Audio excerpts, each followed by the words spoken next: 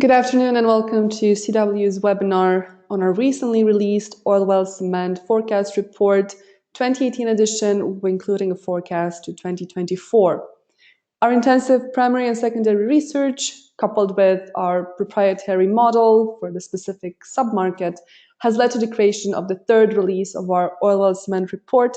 And today we are happy to present what we consider to be the main highlights of the study. My name is Raluca Cercel. I'm a CW associate and lead analyst on the study, and it's my pleasure to present to you the results of my team's work for this study. I'll start off with a very short intro to our company. As many of you perhaps on today's call already know, we're a boutique advisory group based in the United States with a specific focus on providing market intelligence in the shape of research and consulting projects to clients from varied industries.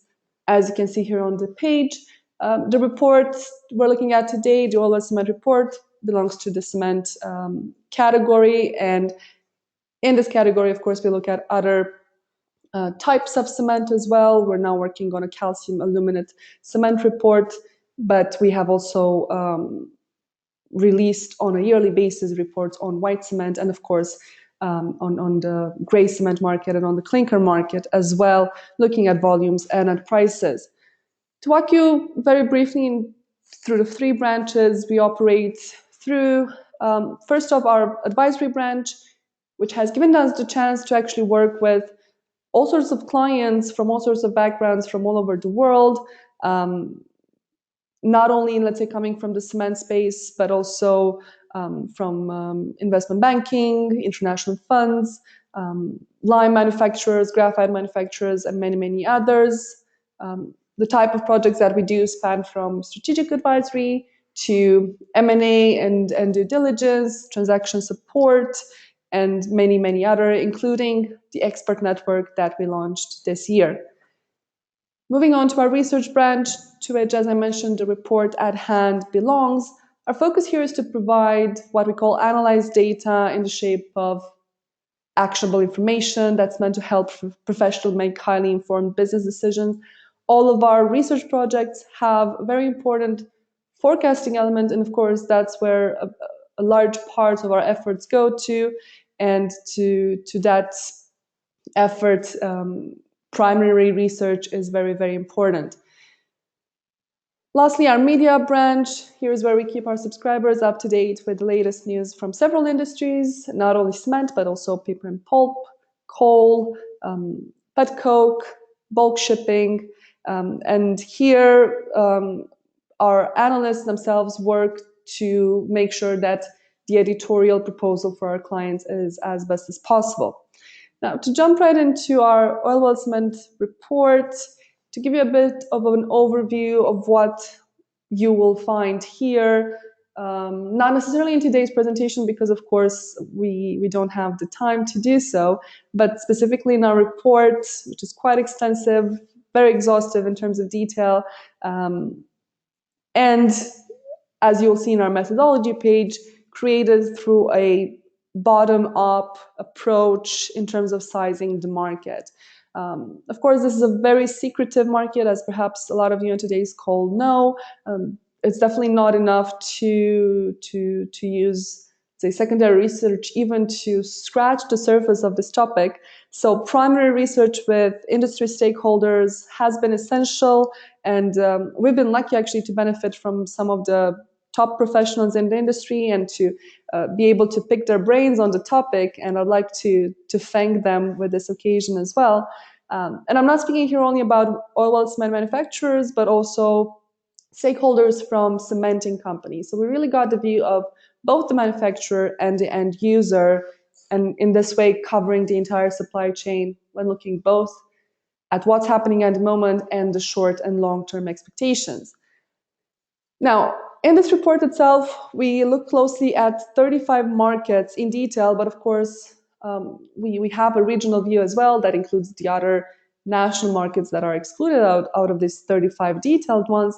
And we look at their oil well cement, additives, and Portland cement consumption for cementing purposes under three different scenarios: optimistic, base, and conservative.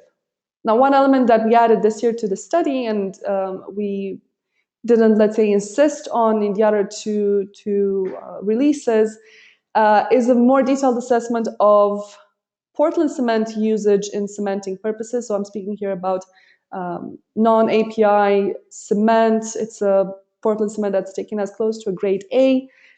This is a trend that we identified to be a quite big one in some specific markets, not only in developing ones, but also in some developed markets that, let's say, grew and became more predominant as a consequence of the depressed oil prices. But more on those volumes in a bit. Now, here you can see in more details the methodology that we have used for our oil well cement report. As I mentioned, we use a bottom-up methodology that springs from two important, let's say, roots. First is oil pricing, and then we're looking at wells, and that includes well count, well depth, and the specs of the wells as well. But the data modeling that we obtain through this methodology is then correlated with, like I said, information coming from primary interviews, quite essential for this specific market segment. And this doesn't only help us in enhancing the report with market color and this sort of more, let's say, qualitative understanding, but it also helps us invalidate coefficients used in the bottom-up methodology as well that lead us to understand oil well cement consumption now and in the future. Now, then combining the data modeling with the industry expertise and macro indicators, we then are able to bring forward to you this report. Now, to go straight into, like I said, only some highlights of our report. I'm happy to answer at the end of this webinar if you have any questions by email regarding other, let's say, maybe details that you haven't found in today's presentation, but are wondering if they are part of the report. There's a big chance that there are, so please make sure to do that if you have any questions. Now, I'll suggest starting with, let's say, some main highlights that act as a backdrop to understanding the oil well cement market. And in doing so, we'll move on first with a short analysis of crude prices and drilling activity. 2017 has been quite an important year, and 2018 as well, in terms of crude prices inching up from the depressed prices of $42 per barrel of 2016. Now, this growth, however, though it definitely significantly aided the growth of global rig count, still fares below 2014 crude pricing, and as a consequence, the global rig count has shrunk in comparison to 2014 as well. By the end of 2018, what we estimate, based, let's say, on the shrinking global stock of crude, which is quite low and has now fallen below the yearly average of the previous 5 years, we believe that oil prices will likely be even more sensitive to national political events or geopolitical events and unexpected shifts in supply and demand of crude. There are some considerable risks which can act as a threat to oil prices, and I'll just mention a couple here. First of all, the debt crisis in Venezuela. In the report itself, you'll find a lot of details on how consumption of oil well cement has trended in Venezuela, both in terms of usage and in terms of supply as well. It's quite an interesting market. Secondly, the domestic political volatility in Nigeria and Libya, lots of sensitive issues with an impact to the oil industry remain unresolved, likely to remain so for the short term. And another risk we're looking at is the low cost of shale oil production. It's a trend growing rapidly in the US and can definitely pose a large risk on the global supply patterns and implicitly on pricing. Now, generally as an umbrella, let's say the cooling of the economy that's anticipated in 2019 and 2020 could lead to a cooling of oil consumption growth as well, as it has happened in the past, given that inflation limits consumption in major developed economies. Definitely not a positive scenario, and hopefully not one that we'll see, but definitely something to keep in mind at the same time. Now, if we add to these risks, the consequences of trade protectionism, we can let's say forecast with quite a bit of confidence that crude prices stand little chance of inching to more than $85 per barrel in the coming years. Now, of course, oil prices have an important impact on drilling activity, which consequently has an impact on drilling distance and on oil well cement consumption. Here we're looking at drilling distance and average depth. 2018 anticipated levels from our analysis are well below 2014 ones for all types of drilling, be it onshore, offshore, or shale. We're also considering geothermal as part of onshore in this situation. But definitely inching closer to 2015 levels, not necessarily encouraging, but showing some progress. We anticipate that the coming years will bring about a great deal of shale activity, specifically in Saudi Arabia and in China. And if we look at Saudi, actually Saudi's shale explorations will probably have a little impact in drilling distance at the global level and at, let's say, inching that average higher, simply because even though there are large plans in terms of output, Saudi is planning to take over US in terms of being the biggest shale producer. But in spite of these, shale drilling in Saudi is likely to happen at very shallow depths due to the geology of the region, which is not similar to that of the US, where, of course, shale drilling happens at a deep distance. Now, what do these two factors actually mean for the oil well cement market? And shortly, I can show you here sort of the global well count distribution by region. We're still seeing North America as, let's say, holding the lion's share in terms of global well count, but definitely we're looking at MENA to 2024 increasing that well count quite significantly in the coming years. Now, to look at what all of these actually means for the oil well cement market, let's start off with capacity first. If we compare to the year 2016, in 2018, we're seeing, let's say, the opening of new oil well cement manufacturing programs at manufacturer sites, which we have labeled in this map as others, as in not being part of the 4 largest and well-known global oil well cement manufacturers. There has been a clear proliferation of, let's say, being more manufacturers with a more limited know-how in terms of oil well cement manufacturing, which have, let's say, more of an opportunistic approach to the market and often end up squeezing the market and driving the pricing down considerably, as we will see in the coming pages. I'm not, of course, speaking about big international groups. I'm speaking about small local manufacturers that already manufacture ordinary cement and struggle to obtain an API certificate to do so, and then, let's say, enter the business but leave it when the market is not so good anymore. Now, the increasing offer of oil well cement, which, even though it might be API certified, of course, can be very different from one manufacturer to another in terms of quality. But nevertheless, this has given drilling companies quite a few options in terms of supply in the context of an already squeezed market. And in the end, it makes it very hard for oil well cement manufacturers to survive. Differences exist from geography to geography, of course. So let's see how demand for cementitious materials is spread out at the moment and in the future to 2024.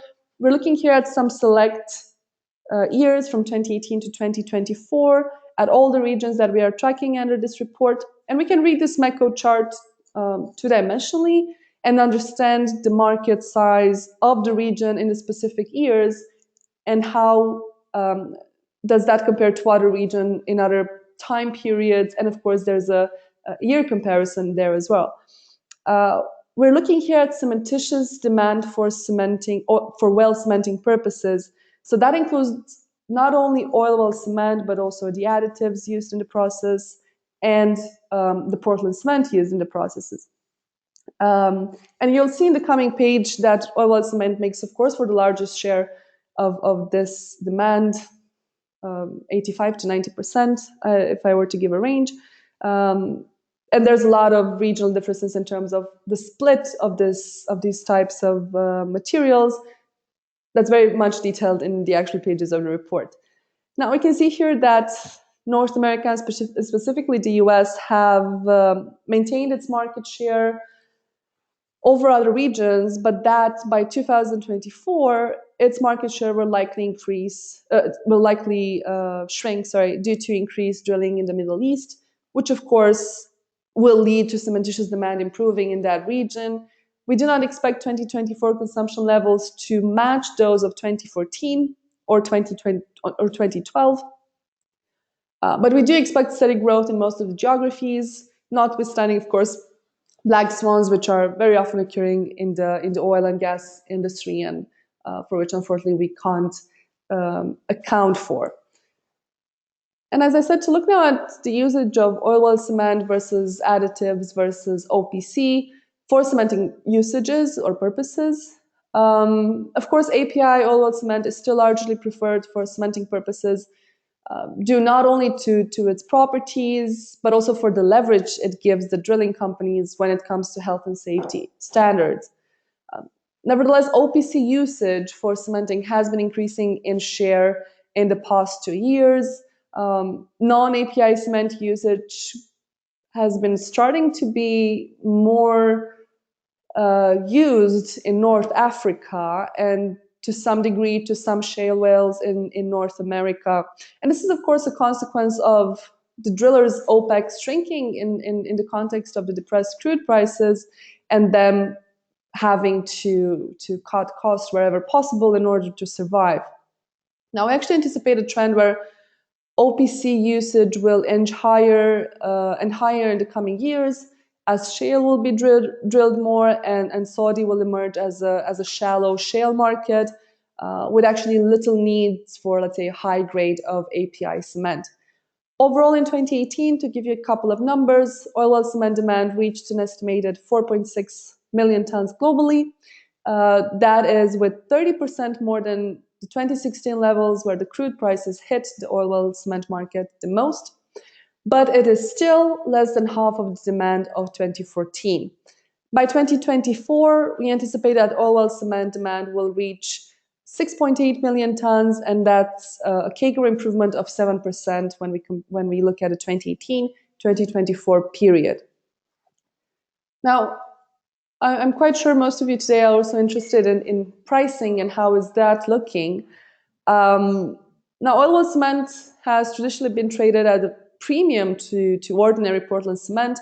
However, the decline in demand has led to a contraction in the premium. Of course, there's a lot of regional differences around the world, but one common, let's say, trait or red thread is that oil well cement prices have been decreasing pretty much everywhere, at every geography we look at. Now, with the drastic decrease in drilling activity in 2015, 2016, the premium has declined to almost 1 to 1.1 times in several markets. And of course, this is not a preferred situation for any oil well cement manufacturer, wherever they are. It's an expensive manufacturing process. Receiving the API certification, renewing that certification is an expensive process. But here we are in a situation where Portland cement can actually match the price of oil well cement, and in some geographies actually be more expensive than oil well cement. Between 2012 and 2016, all the big oil well cement markets registered a decrease on premium prices, as you can see here, much due to the reduced drilling activity caused by the decline in oil prices. And to give you an example, prices in the US, which is, of course, the biggest market for oil well cement consumption, have decreased at a CAGR of around 15% from 2012 to 2016. And we don't estimate that they'll make a spectacular recovery in 2018. We estimate that it will reach around $110, $115 per ton by the end of the year. Now, that being said, and of course, do keep in mind that our data and market color-rich report has a lot more information than what I was able to squeeze into this short 20 or so minutes. I'll move on with some closing remarks that I think are important to understand what the market is looking like today. And I'll actually start from the bottom up. Of course, the biggest mover of the needle in terms of oil well cement consumption and implicitly pricing is crude pricing. And as discussed, oil prices are still under severe risks, and we don't expect them to grow back to the levels that they stood at in 2014. And that, of course, will prevent demand for oil well cement from doing the same. We're looking now at the market, the oil well cement market, that is definitely a buyer's market, not unlike it was the case in 2016. But we're also looking at a smaller pool of buyers that are adding a lot of pressure on manufacturers. There has been quite a bit of merger and acquisition activity on the side of the drilling companies, and naturally that eliminates much needed competition for oil well cement manufacturers who are now only able to sell their products to a handful of clients. Of course, it's drillers who usually decide on the cementitious supplier, but we're already starting to see some shifting patterns. We're seeing that in some geographies, a lot of the actual oil companies are deciding on the suppliers, and this happens in countries where the industry is very much nationally controlled. Well, that being said, let me thank you again so much for joining today. You can see here my email address and our inquiries email address. Feel free to drop me an email if you have any questions. Do know that the presentation, both the video and the PDF, will be made available for you in the next couple of days. You'll receive an email with the links where you can download today's conversation. Thank you so much again, and have a great rest of the day.